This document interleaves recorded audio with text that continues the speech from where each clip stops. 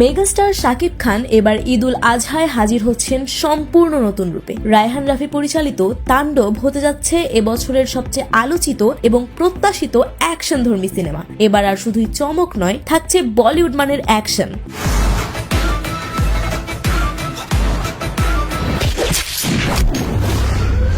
কারণ তাণ্ডবের fight director হিসেবে আছেন ভারতের স্বনামধন্য অ্যাকশন মাস্টার পারভেজ শেখ। পারভেজ শেখের নামটা যে শুধু বলার জন্যই তা নয়, সেটা বোঝা যায় তার কাজের তালিকায় চোখ রাখলেই। লাক্সার কিল,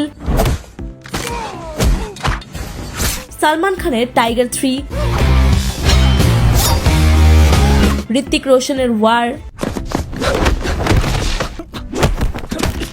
এমনকি শাহরুখ খানের আসন্ন সিনেমা কিং, সবখানেই তার অ্যাকশন কোরিওগ্রাফির ছাপ স্পষ্ট। এবার সেই বিশ্বমানের অভিজ্ঞতাই দেখা যাবে তাণ্ডবের পর্দায়। সাম্প্রতিক শাকিবের বরবাদ সিনেমায় সবকিছু ঠিকঠাক থাকলেও অ্যাকশনের ঘাটতি ছিল, এই কথা অনেক দর্শকেরই। সেটাই মাথায় রেখে রায়হান রাফি এবার তাণ্ডব সিনেমায় এনেছেন দৃঢ়, জমজমাট এবং বাস্তবধর্মী hand to hand fight sequence. অ্যাকশনে থাকবে নতুনত্ব, থাকবে গতি এবং থাকবে আগ্রাসী ভিজুয়াল এক্সপেরিয়েন্স।